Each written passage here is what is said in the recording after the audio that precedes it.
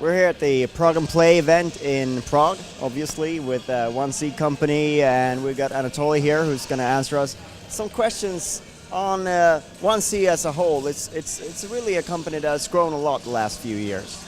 Yeah, I mean, recently in 2009, we have joined forces with another second biggest Russian distributor and publisher, Soft Club. We have formed a new company which is called 1C Soft Club, and this is by far the biggest distributor and publisher in Russian, CIS, and Eastern European market right now. Because sometimes you're seen maybe as a niche publisher here in the West, but back home you're the big guys. Yes, we are definitely by far, and you see, I'm not actually, there's nothing bad of being a niche publisher, because some niches are pretty good. We have occupied the niche with flight sims, with IL2, and we had a pretty big success on this niche. So why not occupy a couple more niches?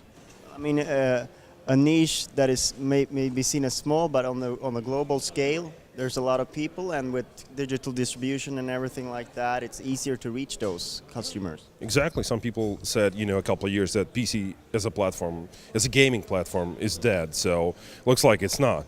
And it's alive and kicking, and according to the sales on some of the digital stores, especially Steam, you can see by their results that the platform is absolutely okay. So why not delivering some more games for this platform? Definitely, and I think especially when you are catering to a specific audience, it's easier on PC than on console. I think if you want to take some of your games perhaps to console, that will be hard. But you're bringing one game to consoles, Death to Spies, and it's a little bit of a different twist this time around. Can you tell us about that? So we're kind of reinventing the whole Death to Spies series. This is the reason why we actually have a new title for this one this time. It's called Ghost of Moscow, Death to Spies, because the initial two games were World War II oriented games. This time we're moving away from World War II. We're moving into another setting, which is the Cold War era. So it's like 1950s, beginning 1960s, actually the time of the Caribbean missile crisis. And this is the reason why actually kind of rebranding the whole series, because we're moving to another concept, to another time era. So we're having three playable characters instead of one, as we had in the previous two games, and so this is going to be like pure stealth action game. We want the players to feel like real spies, and being a spy in real life, it's not being James Bond. You just not run around and shoot everybody. If you're a spy, you have to do everything efficiently, quietly. You have to clear up your act. Be very efficient, very quiet. You don't just go around shoot everybody with a Kalashnikov or with a gun. This is not the way how the spy work is done. So by this game, we offered kind of more stealthy and more puzzle-oriented game. So we have to solve kind of environmental and mission-based puzzles with the help of three characters, because each of the character has his own or her own, because we have one female character, abilities, and you have to use those abilities properly. And one of the big successes you've had is King's Bounty, and the team that worked on that are now working on an MMO, which is a new territory for you as well. Could you tell us a little bit about going into that market space and what you want to try and achieve with Royal Quest? So with Katauri, the guys developers of King's Bounty, we decided that this is a well-known team. This is one of the best Russian development teams, and we just decided to give it a try in the new genre, because the guys felt ready to try themselves with their unique art approach in the niche of MMORPGs. I know it's pretty hard, because this segment of the market is pretty occupied, but still I think that we managed to get in with King's Bounty. So I think we have a pretty good chance with Royal Quest as well. Can you talk us through a little bit about the business model and what you want to do there? You mean Royal Quest, right? So we're planning to have this one as free to play, but with microtransactions. And in terms of gameplay, this is going to be more like a Diablo type of game oriented. So with a lot of action. So action is our primary objective for this one.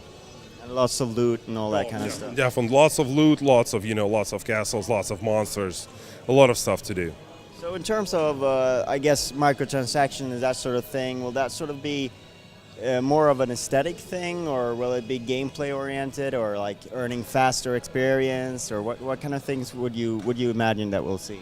We still haven't defined it yet because the game is quite far from the release. We plan this one to release somewhere in spring 2012. So right now we're working on the core gameplay and on all the major features. And I think we will decide the like how the microtransactions will work more closely to the release of the game.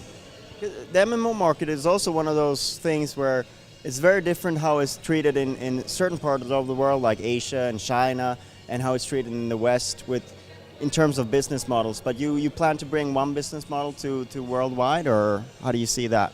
Yeah, this is definitely going to be one business model for a worldwide release. Yeah, on this one. Yeah, for sure. So are you sort of, is this the first foray for you guys? Do you plan to sort of become a big player on the free-to-play market, or do you see this as like a specific game that you're just targeting for this kind of release? Yeah, let's wait and see. I mean, this is just the first one, and we'll see how Royal Quest will do, and we'll decide afterwards what kind of, because right now, as I have mentioned in the presentations, we're thinking about, maybe going to some other platforms, including mobile platforms as well. So we'll wait and see how Royal Quest does, and why not switching to and doing a couple more MMORPGs? Why not?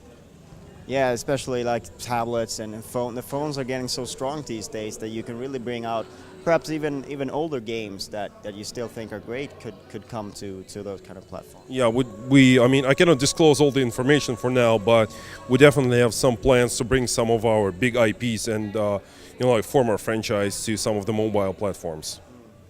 And speaking of big IPs and former franchises that you got here, you got quite a few sequels here. You got a lot of Man of War titles. We've covered them in another interview, but we've also got Star Wolves that are coming back. Right. Could you talk us through a little bit about that game and what makes it different from the predecessors? So you mean the predecessors? I mean the previous Star Wars games. So we're just we're polishing the gameplay. So it's still the same game engine, kind of adding new features, new graphical features about the game and polishing it. So it's not. I would say it's evolution, not revolution. In terms of gameplay, we're just adding a lot of more content, and we've been working a lot with the fans of the series. And we were asking, actually the team that is doing the game right now, it's not the team that has done the first part of Star Wolves. It is the team, these are the former fans. So they've done a mod for the first game, and it has become extremely popular in Russia.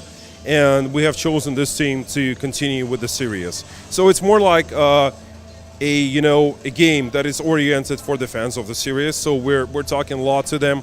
We're improving the game according to their requests.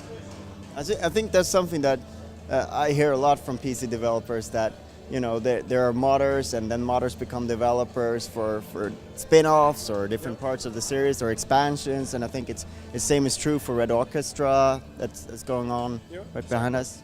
Yeah. It's a natural evolution, you think? I mean, if you like the game and if you feel that you are capable of doing something and improving the game, then why not trying your? I think it's better than just sitting on your sofa and drinking beer. Just playing the games, right? Make the game. Yeah, playing the games is always good. I mean, I've been playing games since I was like 3 or 4 years old, and I have nothing bad with it, but I'm just I'm happy to be involved in the industry, and I'm happy to see how the games are created, how the games are done. And if there's a part of me dedicated to making games and involved in the process, I'm happy to be there.